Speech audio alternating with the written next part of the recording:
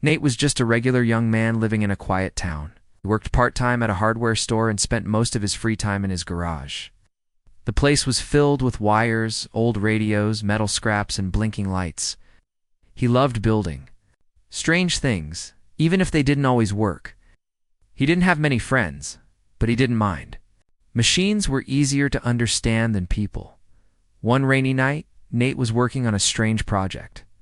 He had found an old satellite dish behind a junkyard and thought he could turn it into a space signal receiver. He connected it to a homemade control board and added parts from a broken computer, some batteries and wires from old speakers. The setup looked like a mess, but Nate believed it could work as he adjusted the dials. The radio made strange sounds, beeps, static and high-pitched tones. He didn't understand all of it, but something about the signals felt different. Then he pressed a red button he had labeled transmit. Nothing happened at first, just the same static.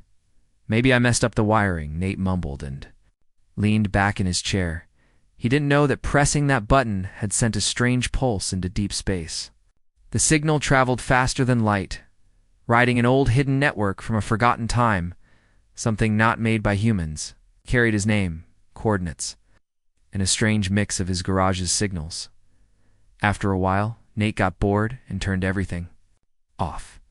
He made a sandwich, watched a sci-fi movie, and then went to sleep.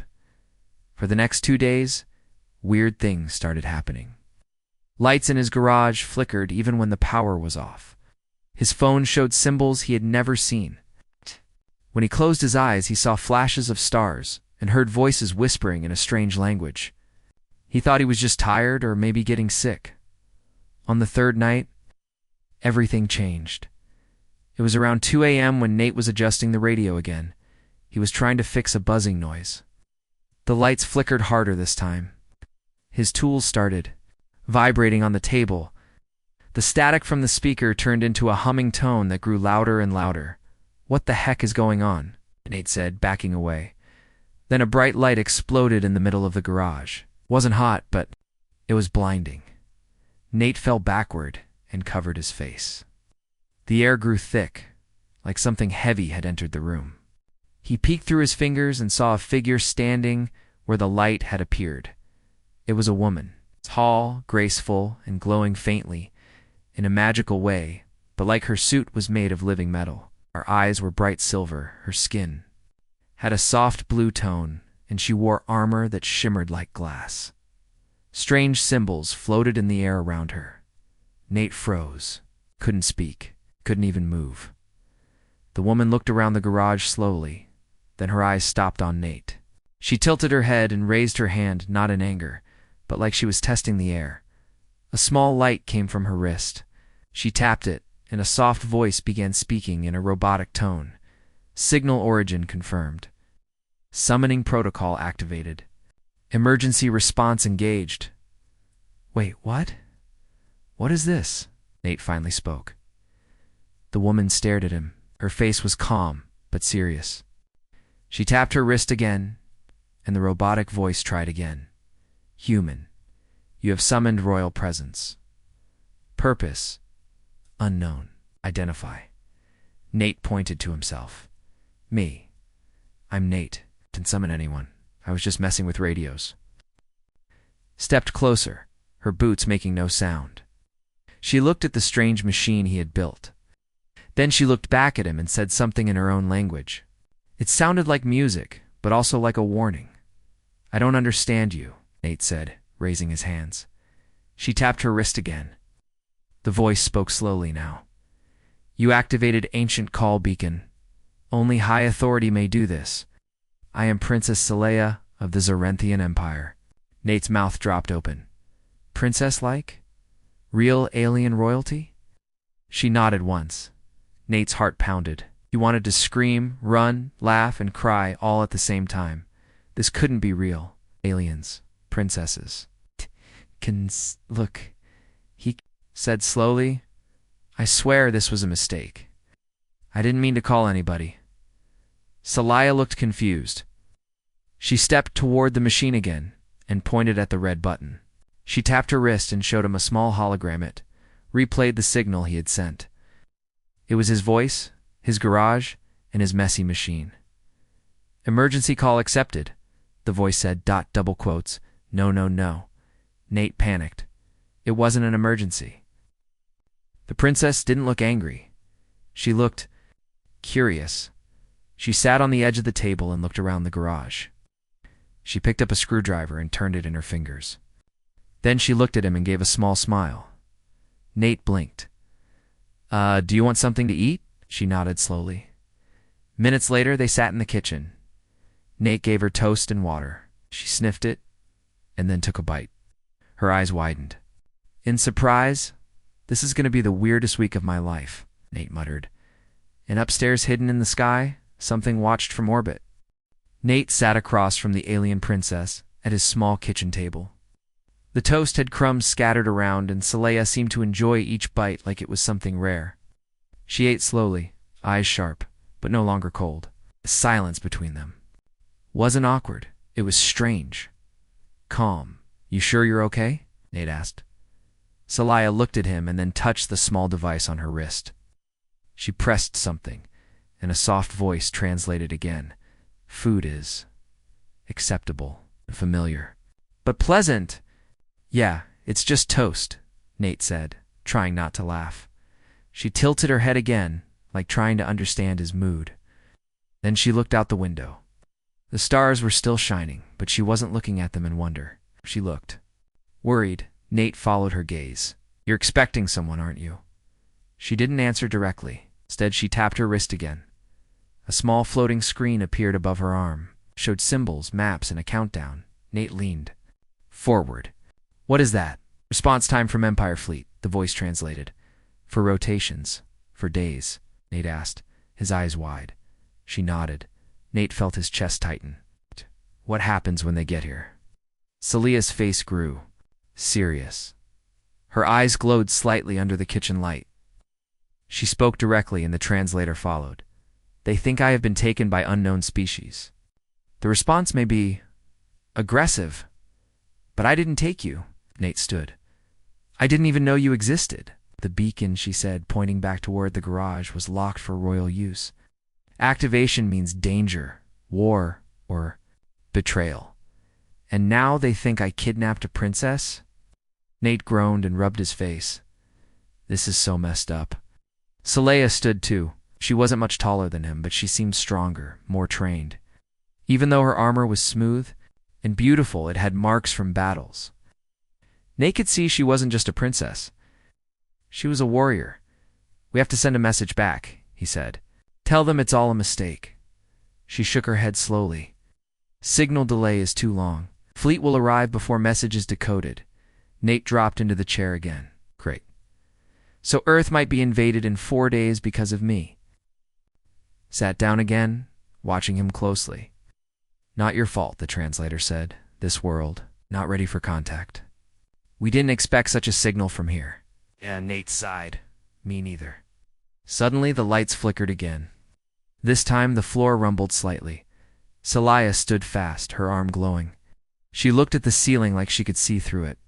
"What now?" Nate asked, standing up. "Something is scanning," she said through the translator.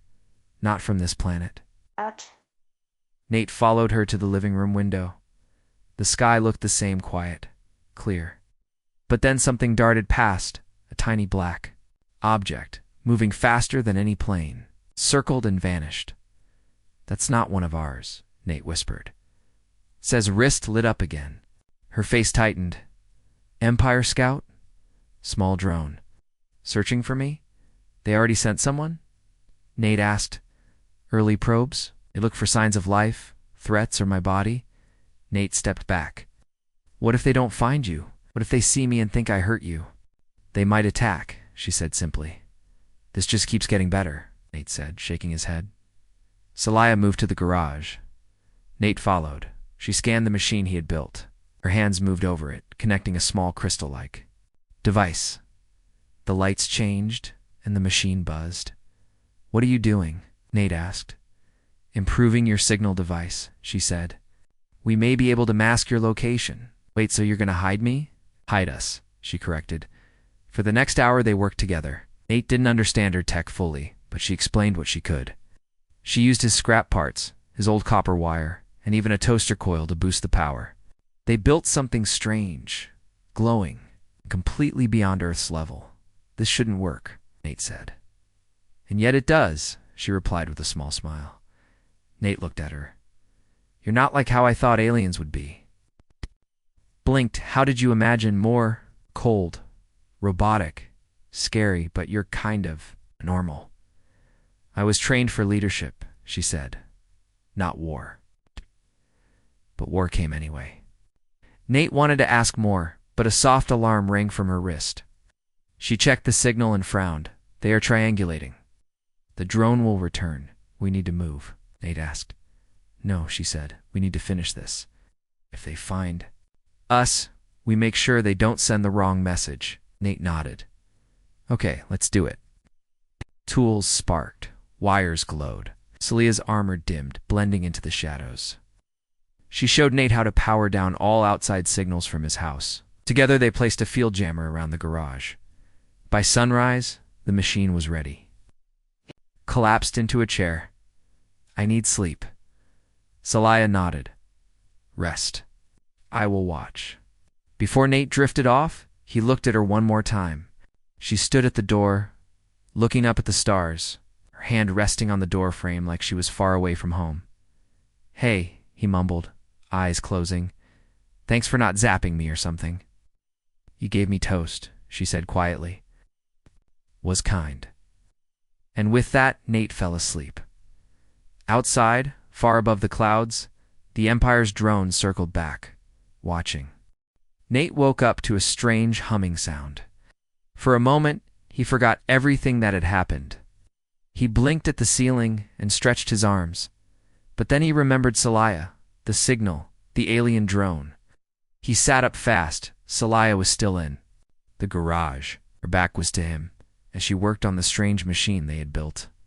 Glowing wires ran along the walls, and the whole room looked like something from a science fiction movie.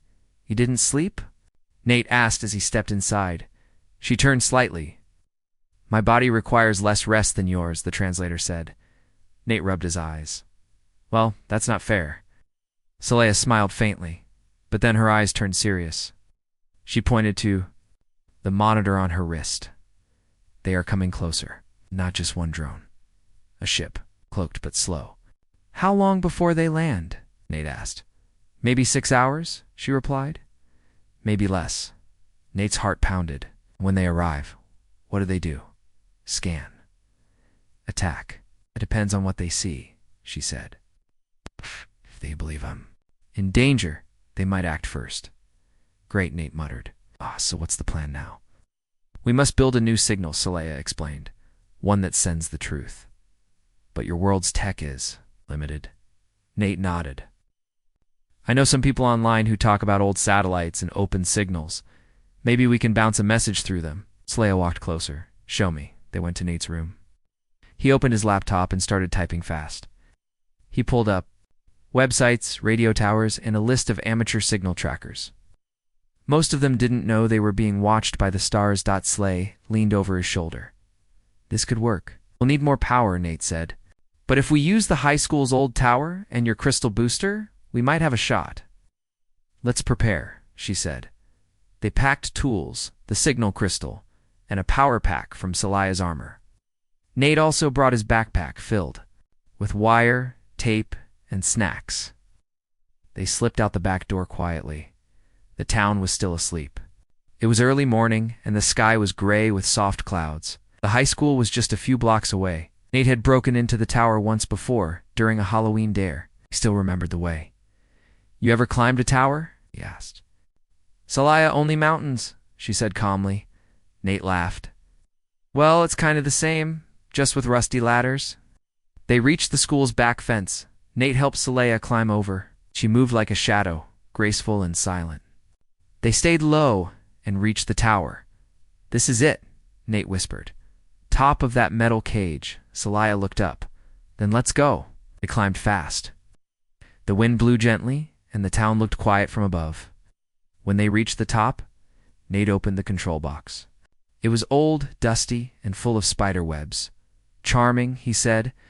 Saleha handed him the booster, connected it to the panel, and ran wires through the power lines. She placed the crystal into a small slot, and it lit up with a soft hum. Signal. Ready? She said. Nate activated the laptop. The screen showed spinning numbers. The connection was rough, but it worked. We only get one shot, he said then. Make it clear, Saleha replied. Nate typed the message carefully. It was short. And simple, human named Nate did not mean to summon. No threat. Princess safe. Earth is peaceful. He pressed send. The crystal pulsed, and the signal shot into the sky. They watched it vanish into the clouds. Did it work? Nate asked. Sela checked her wrist. Yes, message received by border satellite. Nate sighed in relief. Goodness, but just then, a loud hum filled the air. The tower shook. Saleha turned fast. They found us. A black shape broke through the clouds. It was small, but sleek, like a giant dart made of metal. Glowing lights ran along its side. Scout ship, she said. Not meant to talk, meant to take. Nate's mouth went dry. Take what? Me, she said. The ship fired a bright beam near the tower. It wasn't a weapon. It was a scanner sweeping the area. It paused near Saleha. The beam locked. On her armor? They're trying to pull you up. Nate shouted. Sela grabbed onto the rail. The beam began lifting her. Sparks flew as the tower groaned under the pressure. Hold on, Nate yelled. He grabbed her arm. The scanner beam struggled as both of them resisted. Nate reached into his bag, pulled out the toaster coil they had used earlier, and threw it. Into the scanner's field. A bright flash exploded. The ship blinked a whale literally. It vanished in midair, and the beam dropped. Saleha landed hard on the metal floor. Nate pulled her up. Both of them breathed heavily. What was that? Asked. They were testing me, she said. But they will return. Soon. Then we better get out of here, Nate said. They climbed down fast, ran back through alleys, and reached his garage before sunrise. Saleha scanned the sky. The signal is sent. But they may not listen. Nate looked at her. Yes. Then we make them listen.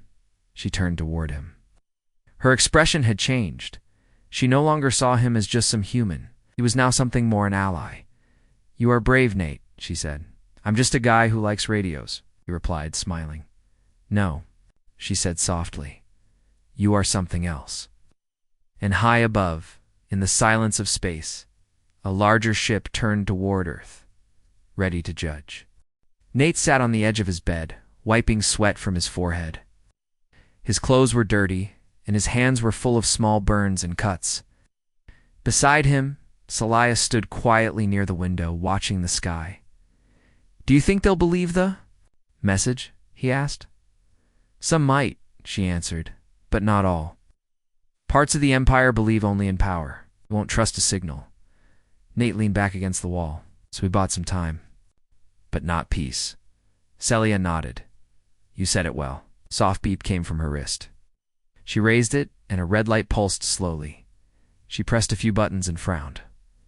What is it? Nate asked, standing up. A Royal Command ship, Saleha said. It just entered your system. Has more weapons than any ship nearby. If they think I'm in danger, they will attack. Nate swallowed hard. How long? By sunset, she said. Then we need a new plan, he said, pacing. We can't just sit here and wait. Saleha looked at him. You still have that? Small drone you showed me yesterday? The broken one? Nate asked. Yeah, in the closet. Why? We can use it. Your planet's machines are weak, but with my tech, we can turn it into a message carrier. Visual proof, you mean? Show them you're okay? Yes, she said. And show that you humans did not harm me. They worked fast. Nate pulled out the drone. It was small and cracked, but still had a working camera.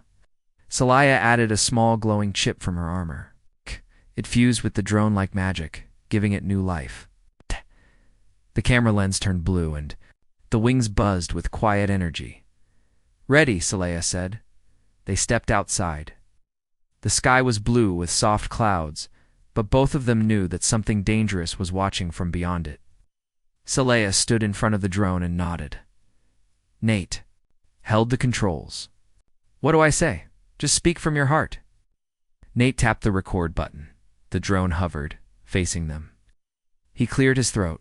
Hello, my name is Nate. I'm from Earth. I didn't mean to send a signal. It was an accident. I never meant to harm anyone. He stepped aside and Saleya walked forward. I am Princess Saleya of the Zarenthian Empire, she said clearly. I was transported here by mistake. This human helped me. He protected me. He is not a threat. His people are not enemies. The drone blinked, finished recording, and shot into the sky. It vanished in seconds. Do you think they'll watch it? Nate asked. They will, she said. The royal ship always reviews video before action. They returned inside. Hours passed slowly. Nate tried to rest, but he couldn't sit still. He checked the sky every 10 minutes. Saleya sat quietly, eyes closed, hands on her knees. Then in the late afternoon, the sky darkened. It wasn't clouds.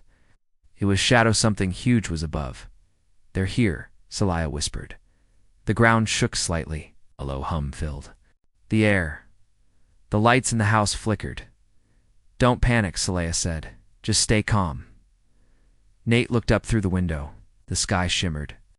For a second he saw a massive ship, black and silent, hanging in the clouds like a mountain. That's not just a ship, he said. It's like a whole city. It holds 5,000 warriors, Saleya said. But only one voice matters. Who? Commander Thaler. He's my uncle. Nate blinked. Your uncle sent a warship? He believes it's his duty, she said. But he also believes in strength. You must show him peace is not weakness. A light beam shot down outside, silent and white. A figure slowly stepped out of it. Tall, armored, and serious. Is that him? Nate asked. Saleya nodded. Stay behind me. He stepped outside. The air was thick and heavy. Commander Thaler stood still, eyes locked on Saleya. His armor was dark silver, and 2 guards stood behind him. Saleya, he said, his voice deep and calm. You live. Yes, uncle, she replied, and I am unharmed. He looked at Nate. This is the one. Yes, she said. He is the one who sent the signal. By accident, and you defend him? Thaler asked. Yes, she said. He stepped forward. You know the Empire fears weakness. Then let me show you strength, Saleya said. She stepped aside and let Nate speak. Nate swallowed and stepped forward. I know I messed up, but I didn't do it out of hate. I didn't trap her. I gave her food, water, shelter. I did what any decent person would do. Thaler stared at him. You're brave to speak. I'm not brave, Nate said. I'm scared. But I know what's right. There was silence. Then Thaler raised his arm. The screen appeared beside him, showing the drone's video. He watched the whole thing without blinking. When it ended, he turned to Saleya. You are safe. That is all that matters. He looked at Nate again. You may not be strong by our standards, but your actions were honorable. He turned and walked back toward the beam. Wait, Nate said. Does that mean we're safe? For now, Thaler said. But be careful what signals you send into the dark. He vanished in the light. Nate turned to Saleya. Did that just happen? Yes, she said. You saved your world, Nate. He sat down on the porch, breathing hard. I'm never touching that red button again. The quiet after Commander Thaler's departure was strange. Nate and Saleya stood on the porch, feeling the weight of what had just happened. The massive ship was gone, but the memory of it lingered like a shadow. Do you think it's really over? Nate asked, still catching his breath. Saleya looked at the horizon. For now, but the Empire is large. Not all will accept what he said. Nate nodded slowly. So, there might be others who don't want peace. Yes, Saleya said. Some want war, some want control. They believe Earth is weak. Nate's hands clenched. Well, they don't know humans. We don't give up that easy. Saleya smiled softly. You have spirit. They went back inside. Nate fixed a cup of tea and Celia watched him carefully. "What happens now?" he asked. "We wait," she said, "but we prepare." Over the next days, Nate and Celia worked to strengthen their defenses. She taught him how to use her armors, shield generators, and how to detect hidden signals. Nate shared his knowledge of Earth's technology and made small improvements to her devices. One afternoon, while testing a new scanner, Nate noticed something unusual on the radar. "Celia, look at this," he said, pointing to a small blip moving toward Earth. She examined the readings. "An unmarked ship. It's fast, but stealthy. You think it's friendly?" "Unlikely," she said. Nate's heart raced. "Should we warn someone?" "First, we must see their intent." They activated the defense protocols and prepared. For the unknown ship's arrival, hours later, the ship entered Earth's atmosphere. It was sleek and black with no visible markings. It hovered above the city nearby. Celia stepped outside, raising her arm. A bright light shone from her palm, signaling peace dot from the ship's hatch. A tall figure stepped out. His eyes were cold, and his armor was covered in battle scars. "I am General Vark," he announced, "the Empire's enforcer. I have orders to bring Princess Celia home dead or alive." Nate stepped forward. "Not so fast." Vark laughed. "A human. You're brave, but foolish." Celia raised her hand. "General Vark, this world is not a battlefield. Peace is weakness," Vark spat, "and weakness will be crushed." Nate felt a surge of courage. "You don't know what? Humans are capable of—" Vark sneered. "Prove it." Without warning, Vark lunged.